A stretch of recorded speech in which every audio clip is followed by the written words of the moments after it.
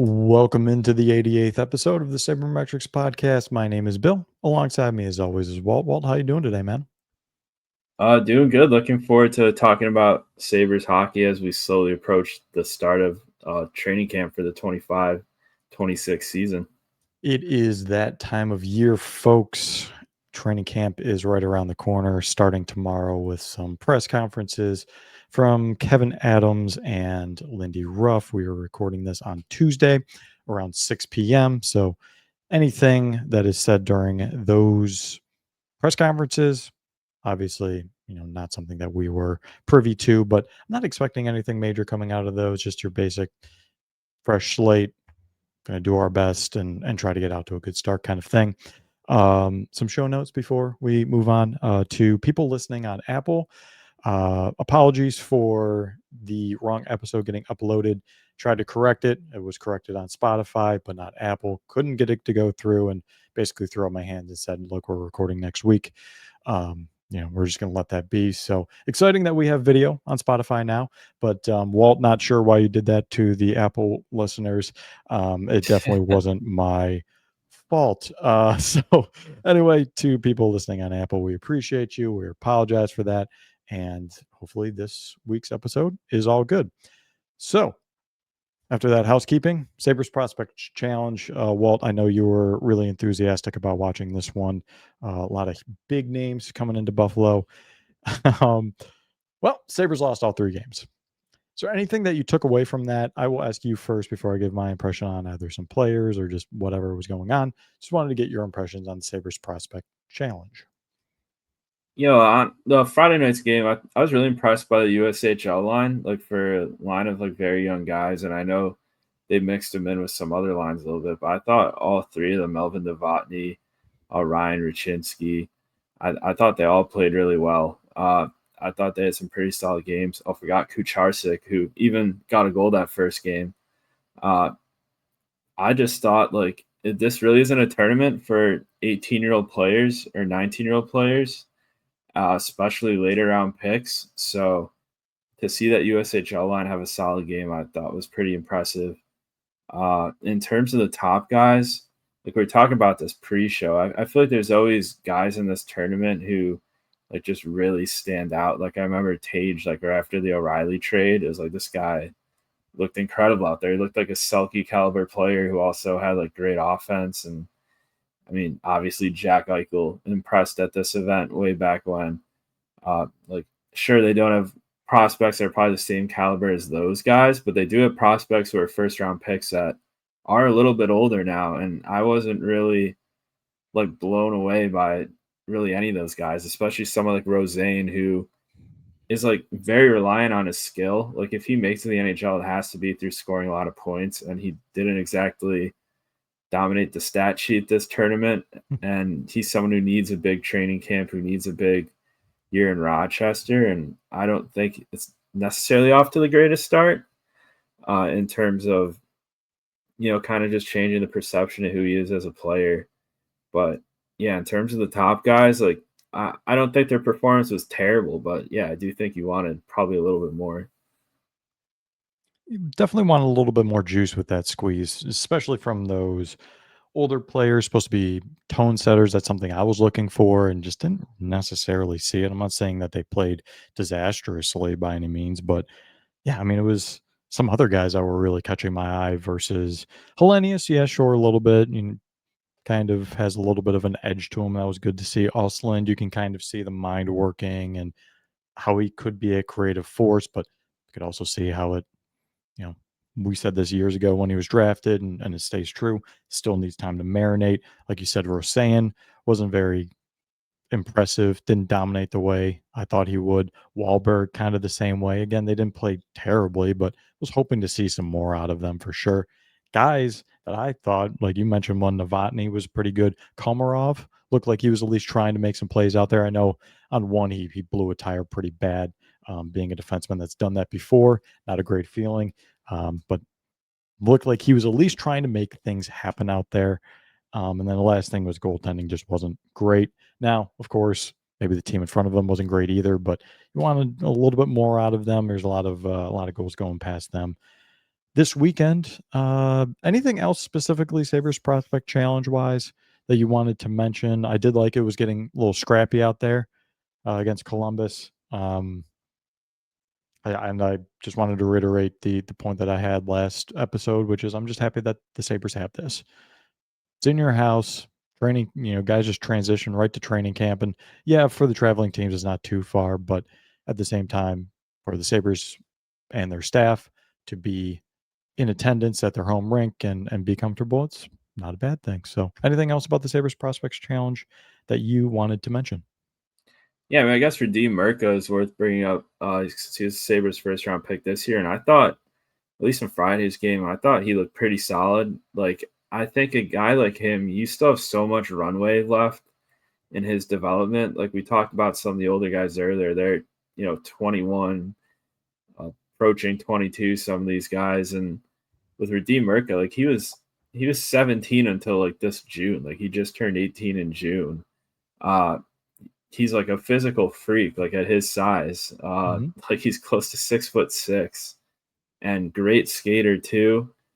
Uh, we'll have another year in the WHL this season, so at least one more year there. And I just think there's so much runway left in his game where I really wasn't focusing too much on how his complete game looked Yeah. at this event, more so just looking for those flashes and kind of like the hockey IQ stuff. And I mean, he's got a really exciting skill set and he has a ton of runway left. In my opinion, I think he's the Sabres' top prospect in the system right now, just because I think that combination of physical traits plus an extra 3 years or so of development, uh, you know, I think he has all the ability in the world to be like a very strong, like second pair defenseman.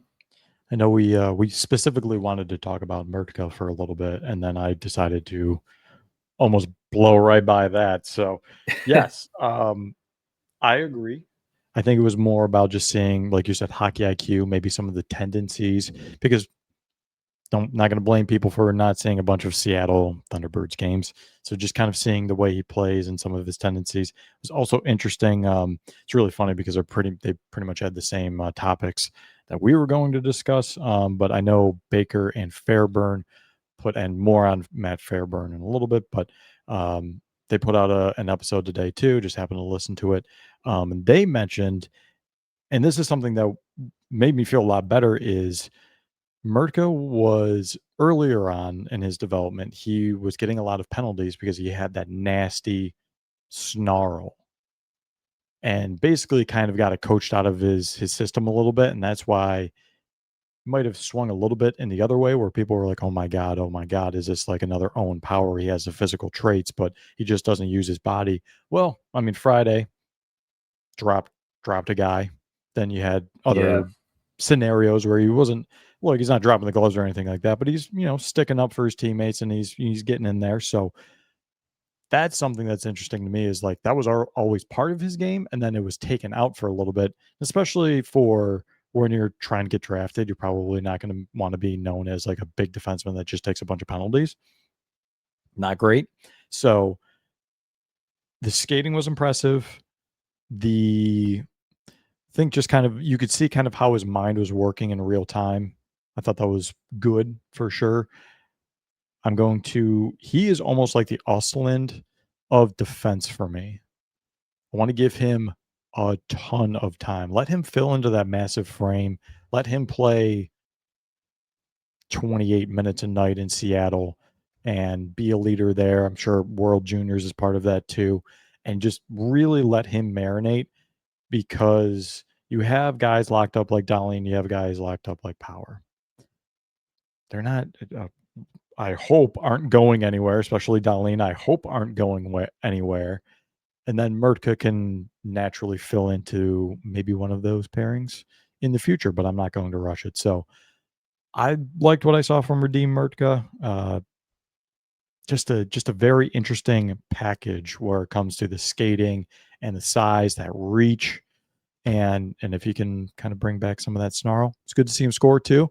I think I even tweeted, it's just got to be such a good feeling where, he's from overseas, just got drafted, like you said, just turned 18, first game in Sabres uniform, within the first 10 minutes, he's already got his first goal and just kind of that weight lifted off. It's got to feel pretty good. So happy to see him perform well and looking forward to seeing what he does in training camp. Now, Walt, do you have anything else that you wanted to mention about the Sabres Prospects Challenge before we move on? I'd say that's about it. I mean, I did think it was cool to see like some USHL guys playing it because in the past that's not something we've always seen. So it's nice getting like a mix of names there.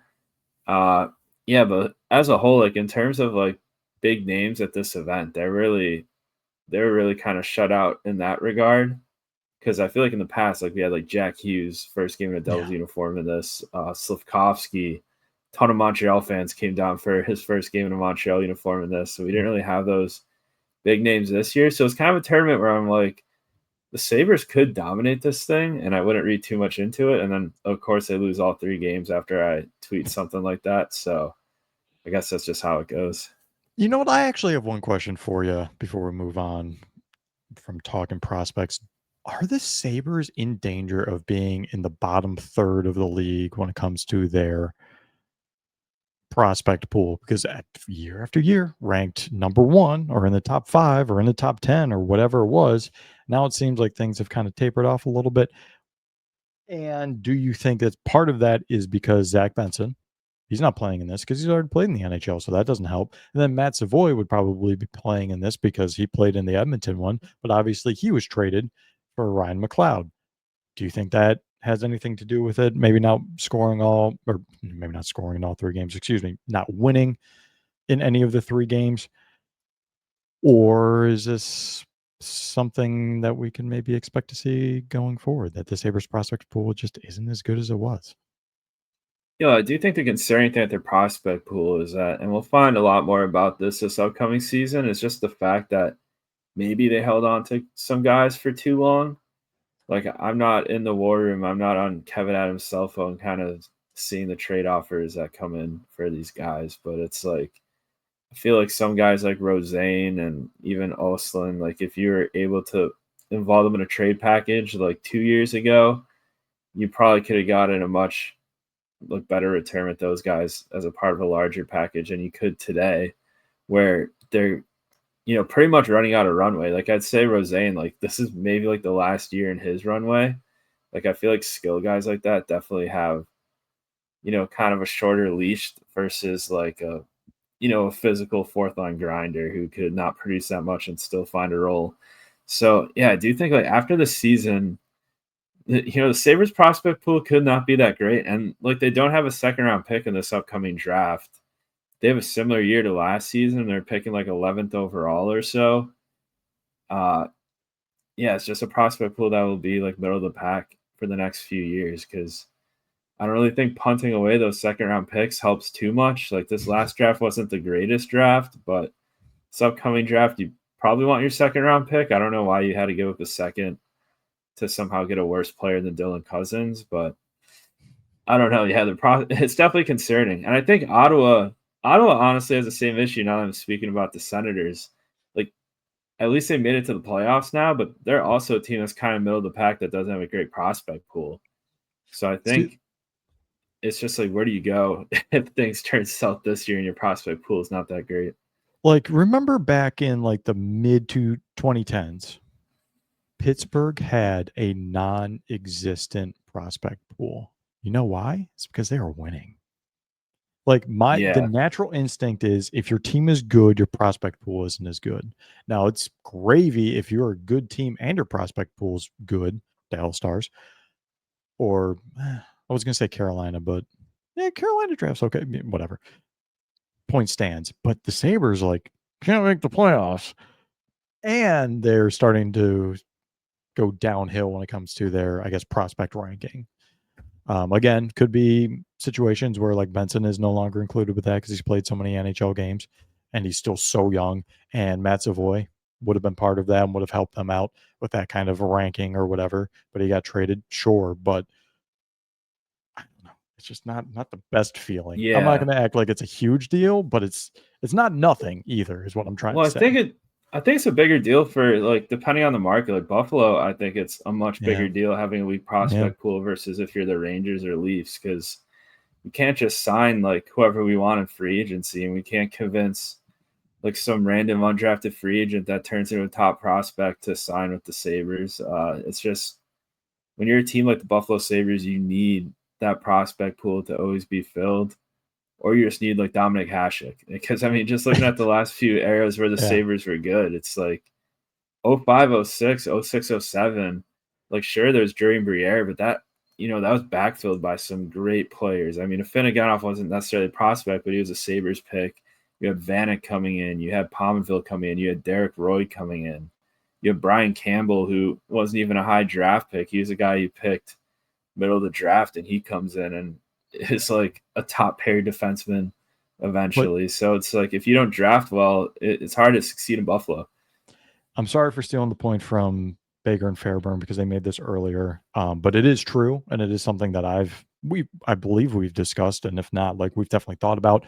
Sabres fans thought about as well. Let's think back to when the heyday of this team.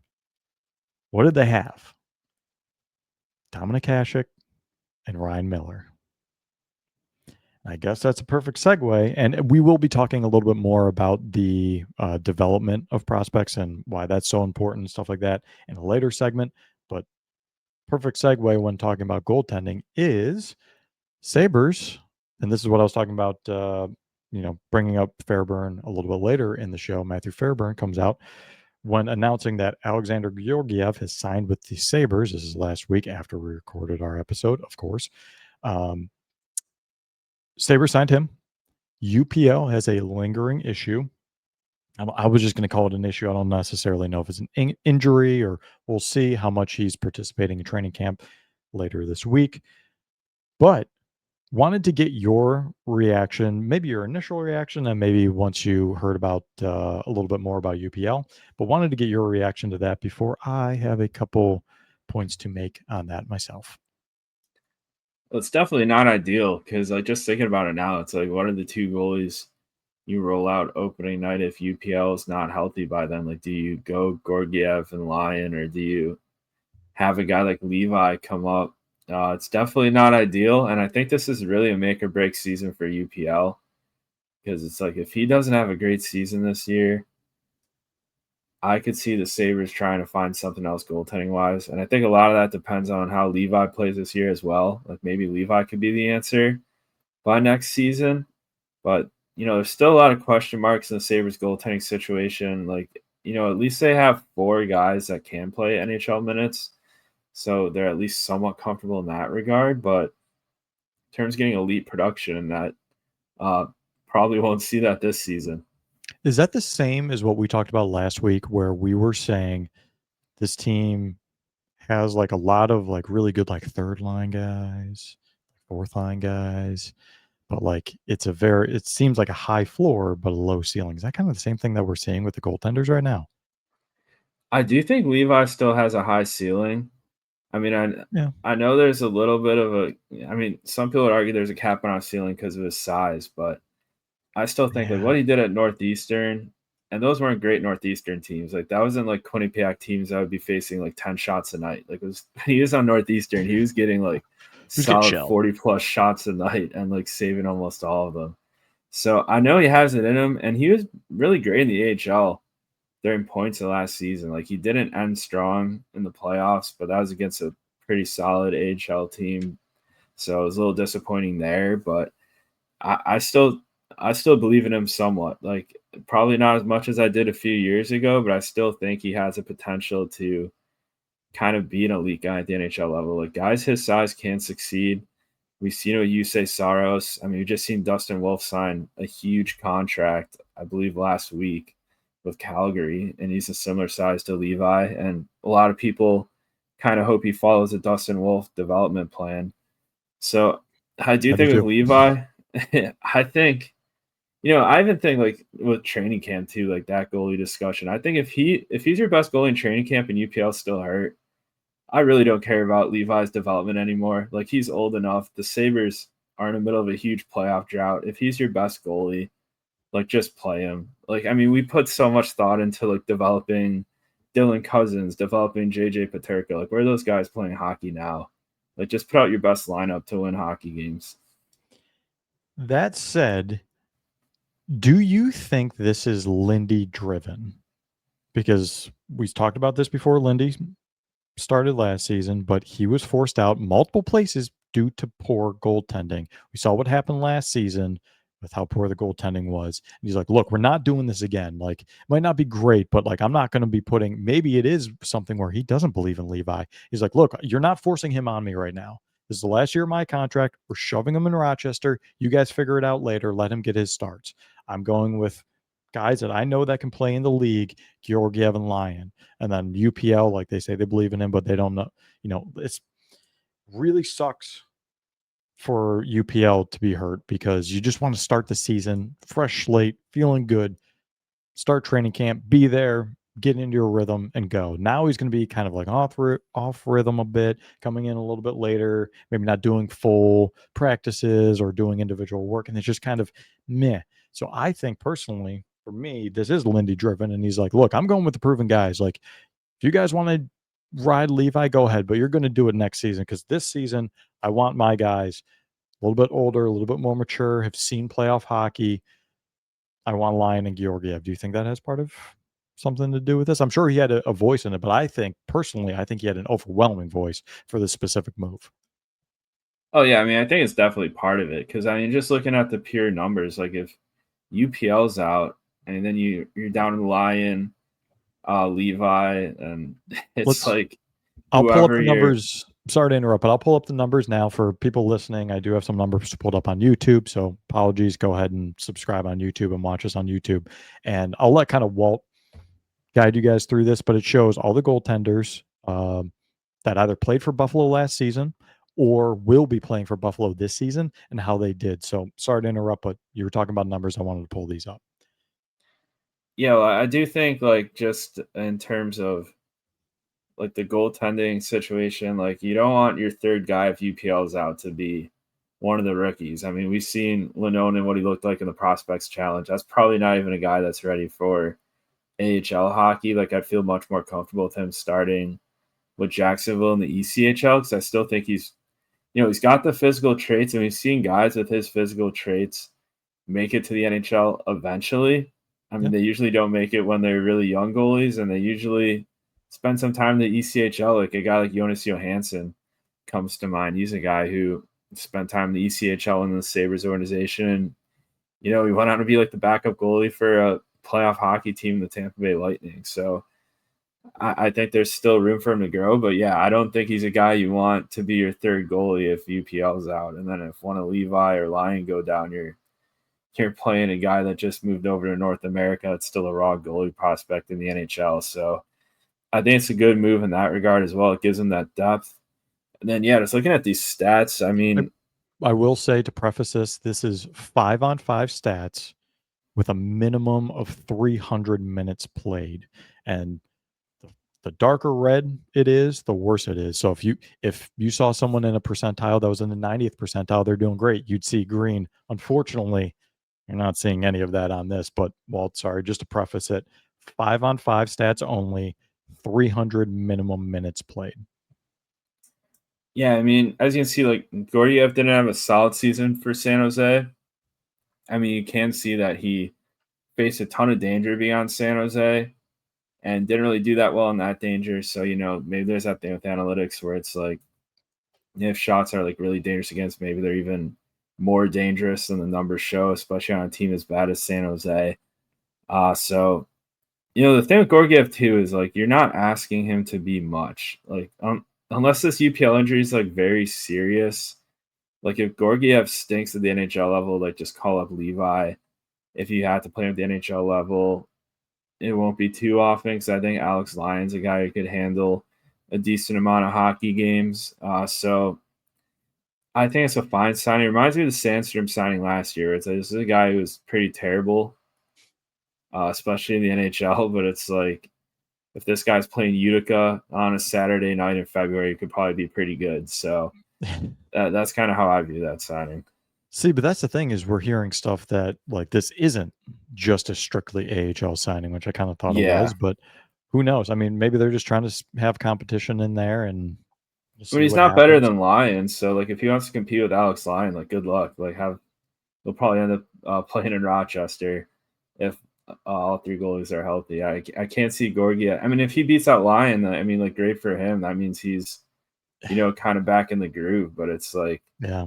at this point of his career, I can't see him beating someone like Alex Lyon. But Alex Lyon's also getting older. But there seems to be magic in Sabres goalies once they're like past their prime. They seem to turn into like just a goalie you haven't seen in like 10 years. Like we've seen it with Reimer, with Craig Anderson. So Even who Chad knows? Johnson back in the day, Yeah, pull Chad out that Johnson. name, stuff like that. So, yeah, I mean, like, Yeah. for people that are listening, it's not good for visual people watching on YouTube, as you can see, like, Georgiev wasn't better than UPL. So, like, as bad as UPL was last season, Georgiev was worse. Like, Lyon's your best option. Quite frankly, James Reimer is probably your best option just based off these numbers. That wasn't going to happen this season, though. So Alex Lyon's probably your best option right now. Like, Alex Lyon might be your starter. UPL can't go, and Georgiev's backing him up, and Levi's the starter in Rochester, and who knows who's backing him up there. This is all if UPL's out. Maybe Ratzlaff or something like that. I would say, actually, I would agree with Lanonen. I would say I would want him to get a majority of starts. Maybe he goes to Jacksonville, gets a ton of starts, and maybe for a month they bring him up to Rochester, let him back up, get a start here and there, but just give him a taste, and let Ratzlaff go down to Jacksonville, get a bunch of starts. I did see stuff that Ratzlaff could go back to Seattle. I don't know if that's actually true. I don't know what you'd think about that, but It makes mainly sense. it would make I sense. I mean, mean, just they go get have a bunch of Mirka there starts. too. Yeah, that'd be cool. Like, I don't know. But we're talking about the NHL at this point, and so as you can see here, Georgiev really struggled last season. A lot of expectations on him, and he's fallen short. So maybe it's one of those like clean slate, you know, one of those expectations have fallen so far that, it's going to be very hard to be underwhelming with said expectations. So hopefully that's the case. I don't have a ton of faith in, if he had to play like 45 games or something like that for the Sabres, but it was good that they brought someone in. They were proactive. UPL's hurt. UPL's not going to be ready, whatever. We're getting a guy in. I'm sure the one question that a lot of people had was, what happens if UPL's out?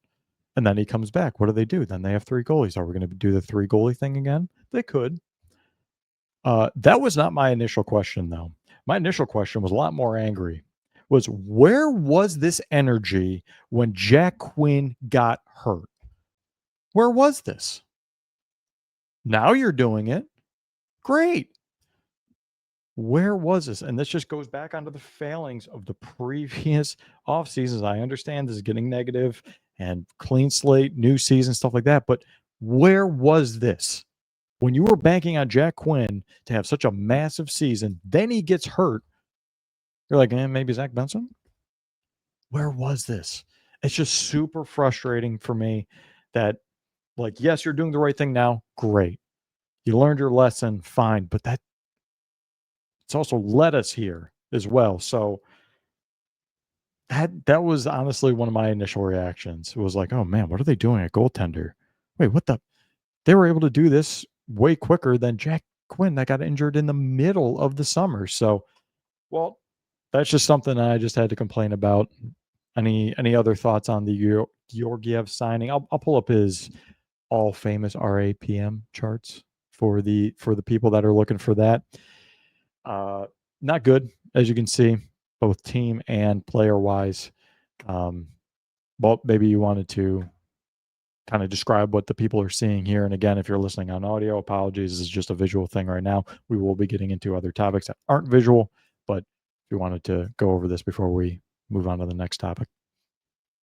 Yeah, I mean, if we go like all the way to like the far left of this chart, like expected Fenwick save percentage, we can see team quality wasn't the greatest last year. Played a decent amount of minutes on San Jose. They were terrible. That's why this chart's like pretty down here in the Z score.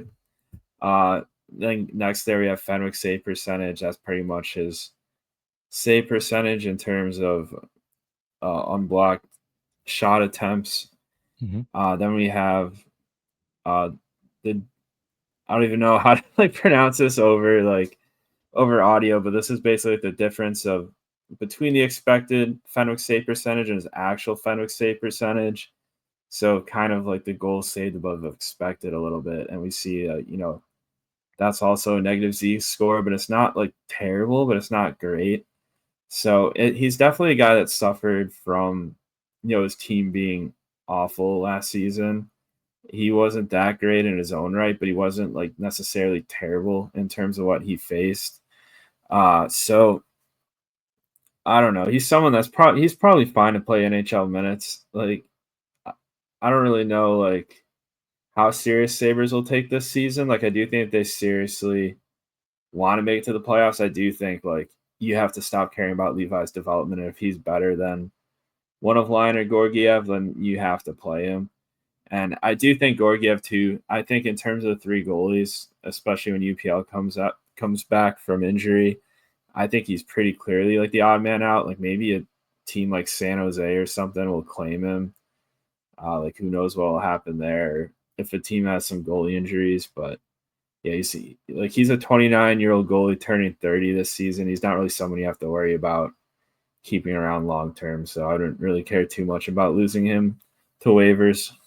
Yeah, I mean, it's not like he's making a whole bunch. So if he does go down, then it's not like the year they're paying what like $8 million to guys in Yeah. Rochester or something. It was they had like incredible. Tyson Jost down there. They had Oh, Bryson down there. They had Hennis Rosa down there. I think they had man. Comrie down there. Comrie was making much more than Georgiev is this season. Yeah, it's just oh man, night terrors after some of the seasons that we've had to suffer through recently. But Yeah. yeah, so that is everything on the Alexander Georgiev signing. Obviously, UPL's injury is something we're going to be watching, but that is that. We're going to be moving away from training camp in a sense, and then we will be going back into it. This next segment really sucks. I really don't want to do it, but it is technically news, and I actually, besides the obvious reason, and there is a very obvious reason, but it is important when it comes to the Sabres in another sense. Again, there's a very obvious reason why this is a problem, but I think there's also another problem as well. As many people know, last week, Adam Mayer was arrested in Rochester.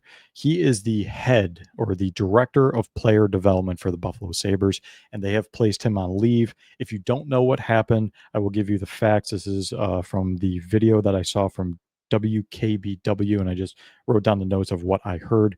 He was in Rochester, New York, was in his BMW, had 3 children in the vehicle, and he rear-ended another car. When speaking to the police officer that came to the scene, the officer allegedly smelled alcohol on him and said he was like leaning on like one of the doors as leverage to kind of keep himself upright. He apparently initially refused a breathalyzer, but later on took one and blew a .2, which is double the legal limit, which is terrifying. And he is facing charges of aggravated DWI with a child in the vehicle and endangering the welfare of a child. Obviously, the biggest issue is having drinking and driving and also having children in there. Very glad to report, obviously, we would have heard about this sooner. No one was injured or any kind of major injuries or anything like that. Very glad to hear that. Look, it's people make mistakes. I've made mistakes. Walt, I'm sure you can attest you've made mistakes too. Some obviously bigger than others. This is a big one. And I'm just glad no one was hurt. I kind of did a little bit of digging, and it sounds like he's unlikely to face any kind of jail or prison time. I'm not exactly sure the specific terminology on that, because he is a first offender and there wasn't any injuries, and it's cooperated for the most part from what I've been able to gather. So that's all allegedly and all of that. Just prefacing that. Obviously, biggest thing, children and driving under the influence. Of course, terrible mistake. I'm sure he regrets it. Going to be facing fines and breathalyzers and probation, I believe, as well. That is the most important thing, is the safety of others and all of that.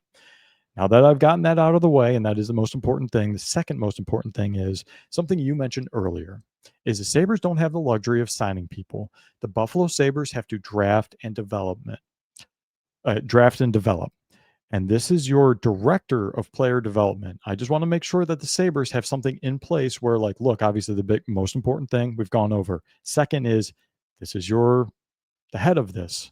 This is one of the most important things that the Sabres have in their organization is their development, because you have to be able to draft and develop in Buffalo, New York. What is the plan there? Like, they're not, this isn't something where we're looking for the answer to come out. The Sabres aren't going to come out and say, here's our action plan of what's going on. No, like they said, they don't have any further comment. They're aware, and that's what's going on. My thing is making sure that the development of these players isn't stifled at all.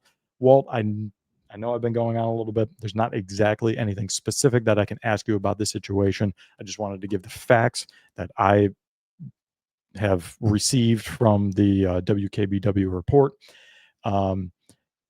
And just, I guess, maybe just spawn the conversation about the importance of player development with the Sabres. And Adam Mayer's been around for the Sabres since 2015. I'm not exactly sure in this specific role.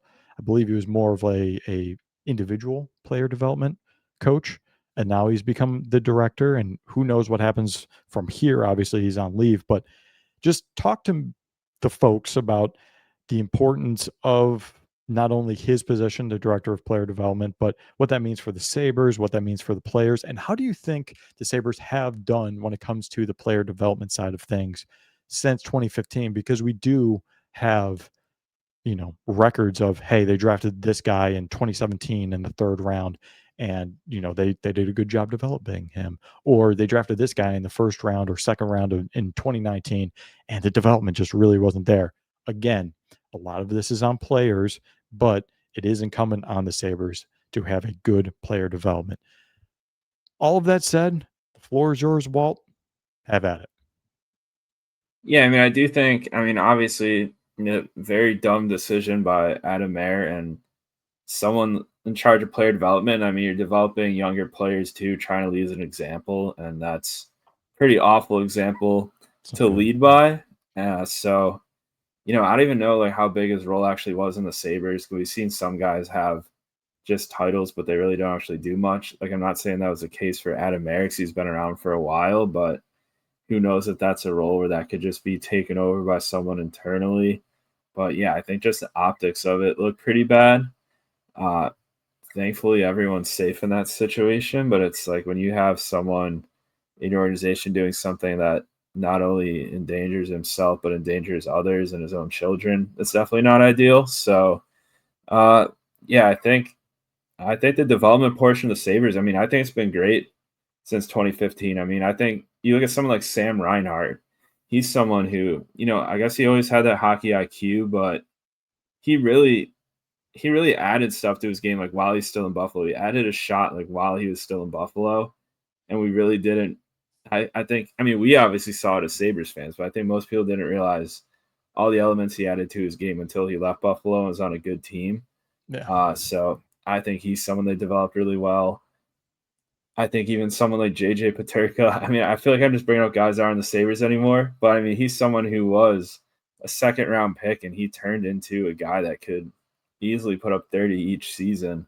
And he was someone who, kind of a lot of people in the prospect world viewed as a guy who was just solid all around player, maybe not someone who could ever put up those crazy offensive numbers, but he kind of added that offense to his game, and we've seen him tear up Rochester and put up good numbers there. Jack Quinn, not doing great now, but I mean, he was doing great when he first stepped into pro hockey with Rochester. So at some point of his development pre-injury, the Sabres development helped him adjust to pro hockey. So I do think their development's been like fine. Like, I don't really think it's been a bad part of the team. I really think just kind of where the Sabres have struggled the most is just with I think just the finer details of just everything. Like just like winning those smaller battles. I mean, we've seen it in like the Bottrill era where just a ton of smaller dumb moves that just add up. Even some bigger moves that you're still kind of regretting today, like letting a guy like Brandon Hagel walk. It's just all those moves I feel like add up. Like I feel like the Sabres' problem hasn't been getting really talented prospects, not being able to turn them into good players. Like I feel like every talented prospect we've gotten, we've turned into, at least kind of what they're expected to become. Like I think Darlene is pretty much everything he's expected to become. I think Owen Power, when he was a prospect, like he wasn't viewed as like a perfect, flawless prospect, and I still think he's kind of became his projection his draft year in Buffalo. So I don't really think Sabres have a problem turning talent into something. I mean, even look at Tage too. Like when he came to Buffalo, he was not a great hockey player at all. Like sure Was he had some skill, and who would have thought he would have turned into what he is now? they also did that weird thing where, like, he just didn't play, like, games that one season. I know Yeah. maybe it was, like, the COVID season or whatever, but he was basically just, like, a practice player the entire it was just weird. Worked Well, out no, though. he got injured. I remember he started season in Rochester, played in Buffalo, got injured in one game. It was out for like the entire rest of the season. Yeah, but that And wasn't there another season that maybe I'll look it up season later. before, he was playing on the fourth line with probably one of the worst players in the NHL that season. So yeah, I mean that's kind of the thing. It's like attributing development to an organization is kind of tough because, like, yeah, the Sabres did kind of do dumb stuff with Tage's development at one point, but then they let him spend some time in the AHL. Then, further down in the NHL, when Don Granato became the head coach, they gave him a different role, and in the end, he turned into a good player. So I think, it's so hard to tell like how much a team impacts a player's development because obviously we don't know what things look like on the flip side. Like we don't know like what a player would look like if that team didn't develop him. Like we'll never get that answer. So we kind of have to just like guess a little bit. Yeah. But just big picture, like I don't think the Sabres are a team that have been getting these top prospects and they turn into bust. Like I don't think that's been the case at all the last 10 years. I mean, I think Sam Reinhart, someone like him, I think he's even better than people thought he would be. And by the time he got to Florida, he was well past his kind of development years. So I don't know. I still really think Sabres have had a problem developing talent. Like I think maybe you could have made an argument for it like earlier on, like in the Grigorenko era. Like maybe you could say with guys like Grigorenko, he didn't really pan out. But even then, that era too, you had injuries with guys like Cody Hodgson, with guys like Tyler Ennis, and that kind of altered their development a lot. So yeah, at the end of the day, I think the Sabres have done a good enough job with their development program. It's just there's so many things out of your control, and it's impossible to tell how much a team impacts players' development. But I think they've done like an all right job, I'd say. Yeah, I agree with pretty much your last sentence there. Like I don't know how much the Sabres really do because like at the end of the day, like it is on the individual player. Yeah, And also like this goes without saying, but I guess maybe we should say it a little bit more often. Progress isn't linear. It doesn't go start at the bottom. He's a prospect and just steadily goes up and goes up and goes up. It goes up, then it goes down, then it goes up, then it goes kind of flat, and then it goes up a little bit, down a little bit, and that's just how it goes. So I don't know. I would agree with you, basically saying the Sabres done a good job with their development and stuff. They need to. So I'm glad that's not something that we, can complain about.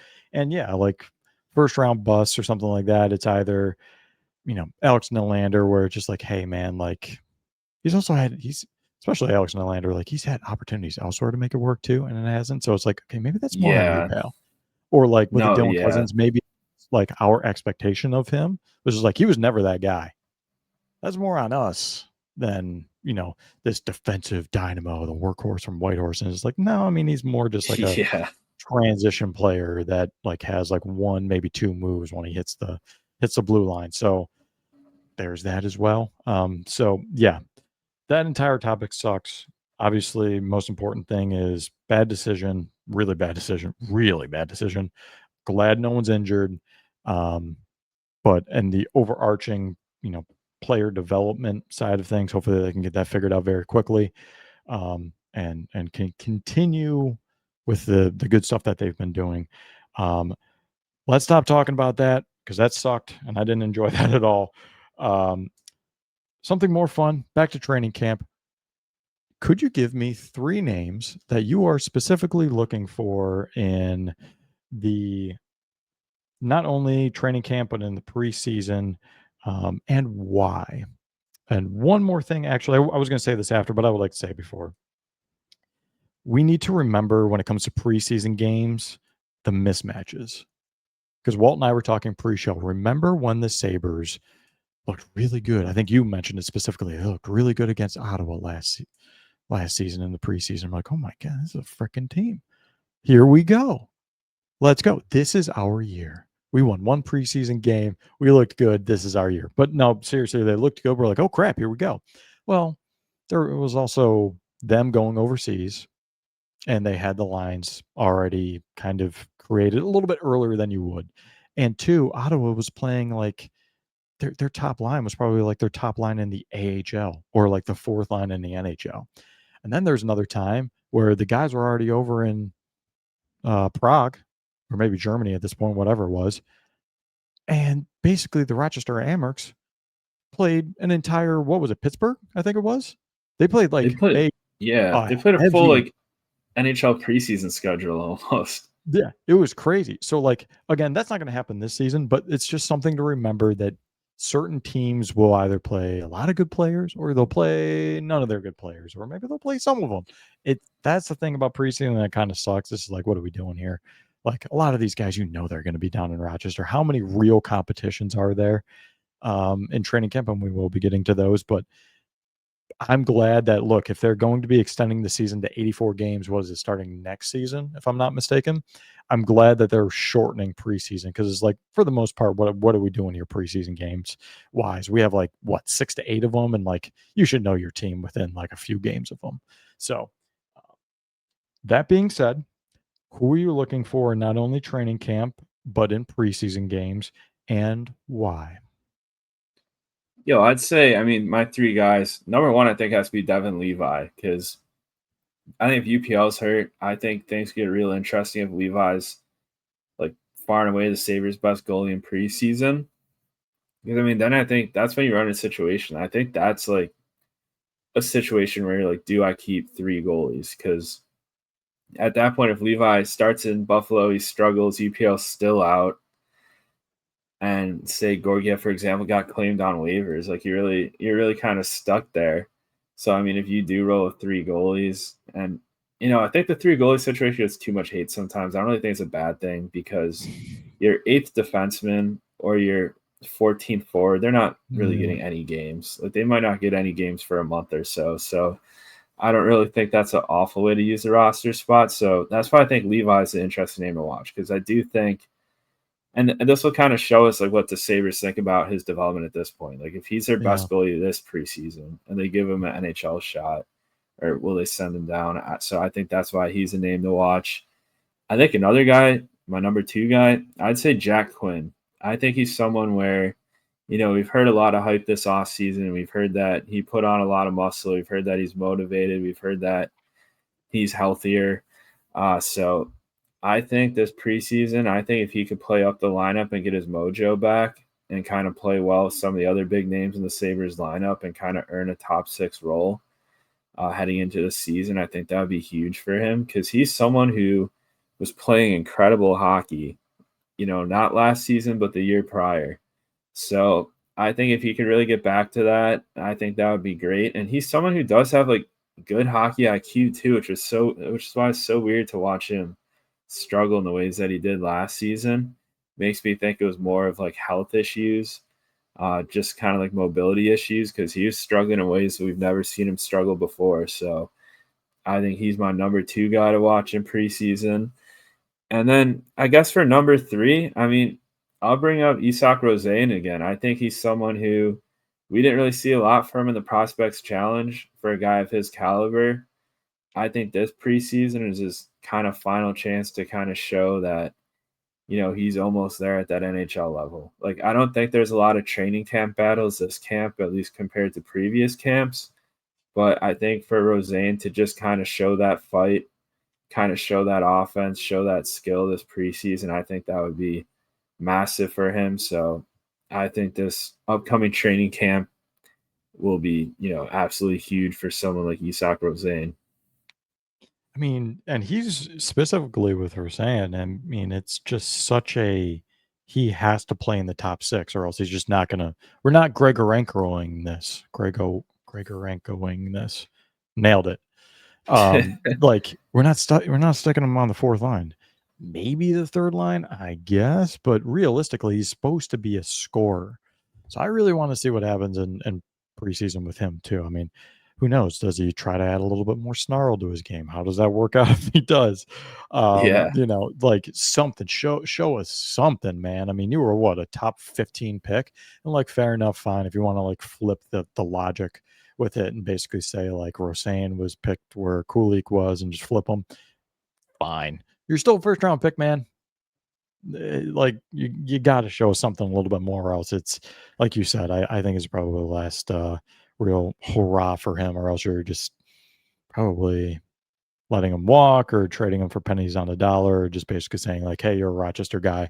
It's either you go back to Europe or you're just going to be in Rochester the entire time. So agreed with those 3 players. Definitely going to be watching them, but I have a different 3. So first one I'm going to say is Josh Doan, specifically for who's he playing with? You're going to be playing on the 3rd line with some guys. You're going to be playing on the 4th line. They're going to try to shove them in the top 6. Again, it's going to be tough because you're not going to have full lineups playing with these. But who are his line mates? Because look, they might not do a full lineup, but line by line, they might be trying to see who works with who, and that's fair to try out in the preseason. So who's he playing with? And how is he playing? Is maybe we can see it as soon as the first couple preseason games. Has very good underlying numbers.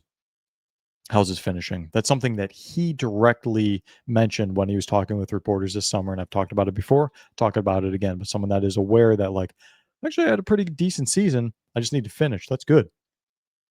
Glad that he knows that like, look, I can do this. I can play with in the NHL. I can play with these guys. I can cause havoc. I can be effective. Just got to put the puck in the net. He can do that. We're all going to be pretty happy campers with him.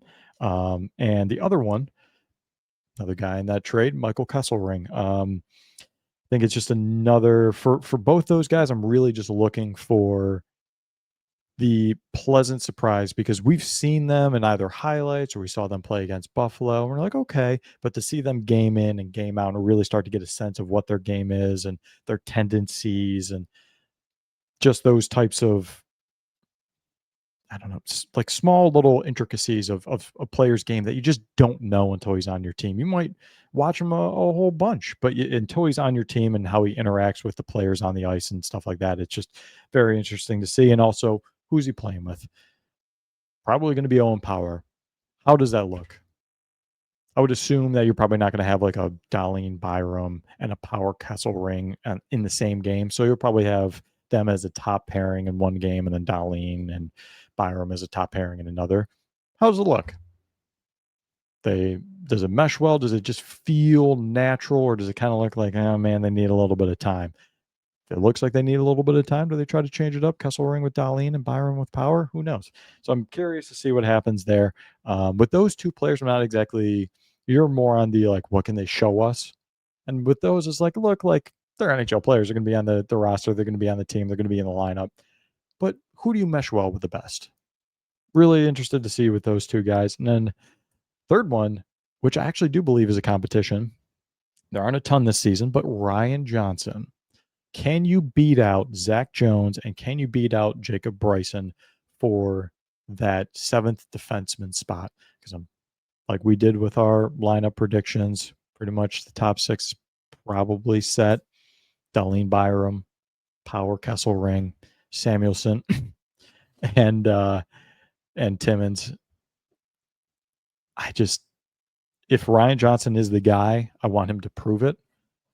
I don't want Jones or Bryson to be like, oh, those guys don't really look all that good. Like, I mean, like, let's just give it to Johnson. Like, no, like, I've been a big proponent of him ever since they drafted him with killing plays, hockey IQ, and his ability to shut down plays in transition. The problem was it seemed like he might have been a half a step behind last season or the season before, whichever. I know he didn't really get much of a shake when Lindy took the helm, but it just looked like he was a step behind. And yes, if you do have the skating ability of someone like Ryan Johnson, you can make up for that. But let's just see a couple more years in the pro game.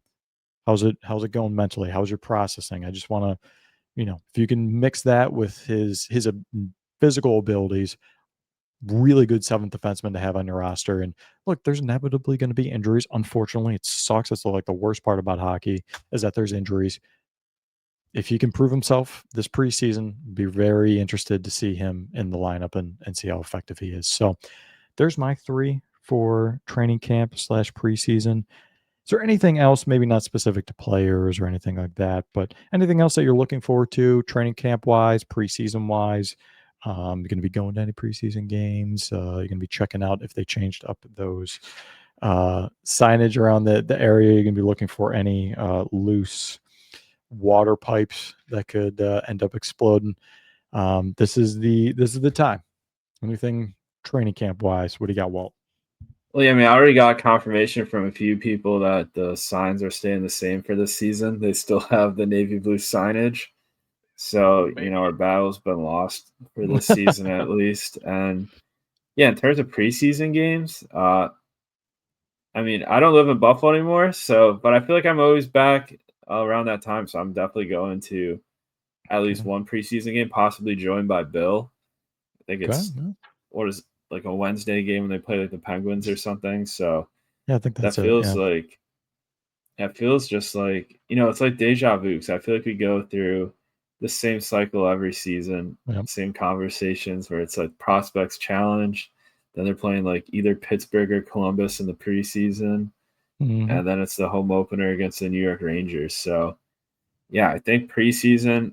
I think it's always fun to watch. Like, it's always nice to be back in the rink or back just turn the game on TV and seeing like the Sabres again.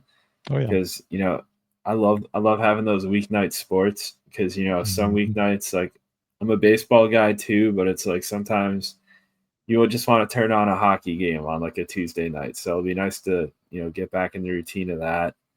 And yeah, I think there's only so much the Sabres can do this preseason and training camp to get fans excited for this season. I really don't think there's anything they could do, honestly, just thinking about it. But it'll be interesting at least. I think the one thing I have noticed is with like just the fans' responses to like everything the Sabres post on social media. Like I really feel bad for like their admins on like Instagram and it's X tough, and man. any social media platform because they just get torn apart no matter what they post. Even if it's a semi good post, there's like just make the playoffs. So like this team sucks. So yeah, it's tough. Like, yeah, I definitely feel for those people. Definitely try not to read those messages. Remember, like a few years back, they would try to like start responding to people.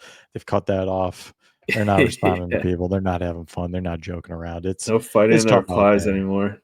Like, look, like it's kind of like the new school year, back to school. Like, I'm just excited for it. Football started, and here comes hockey right behind, and like things did get maybe a little negative when talking about the team this episode, but it is like fresh slate. I'm excited, you know home opener, really looking forward to our live stream, which I got to do a way better job of plugging that.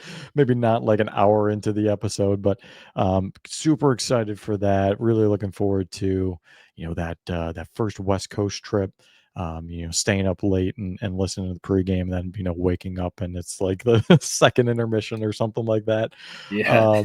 I'm just looking forward to all of it.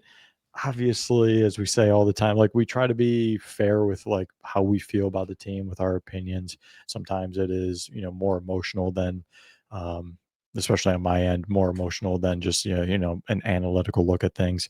But at the end of the day, like we do want this team to have success, so I'm really hoping this is the year. um I, I don't really want to make predictions about that. I know we went into a little bit into that last episode, but yeah, I mean, knowing me and my predictions, I say they make the postseason, they don't, and I say they don't, and they do, and so anything's just going to be a bad take for me. So, if you want to make a prediction, go ahead, Walt. But I'm just really looking forward to it, and I appreciate everyone that is along for the ride with us because we got a full season of content coming up, and really looking forward to some of these live streams and these podcasts. So, Walt, you're going to be daring enough to make a prediction for this season? You're going to hold off on that, or What are you feeling? Yeah, I'd say my prediction is that it'll be a memorable season. That's about as far as I'll go. And I'm not going to say whether it'll be good or bad. It'll be memorable, though. There's going to be content to be had. Like, no Yeah. matter what, like, there's going to be something to talk about. So, at least looking forward to that. Sounds like we're probably going to go back to our weekly thing, and there might be some other kind of content that we want to do. I think we've kind of, when we first started this, I'll just say this for kind of as a close. Like when we first started this, we kind of had a plan of like, here's some, segments that we wanted to do or specific videos. I think as of right now, we're feeling like, what's this team going to bring to us that we can kind of make into singular content? Obviously, there will be analytic stuff that we can go over no matter what. We're going to get that stuff because we're playing hockey games. But other stuff, there's certain things in the works that I'm thinking of, but maybe haven't implemented yet. But I think we're really going to be going on a not a reactionary basis, but like, hey, what's going on, and what can we do from there? So any kind of content that you guys want to see, obviously let us know. Definitely take that into consideration. We're also, looking forward to some stuff that we have cooking on our end. So that's my final word. Walt has the final word for the episode. So I appreciate you guys listening, and we will definitely catch you on the next one. If it's not next week, the week after, but it sounds like we're going to get some regularity back into these episodes. So, Walt, what do you got for the people? My final word is just a simple go Sabres. Go Sabres. Thanks for listening. We'll catch you on the next one.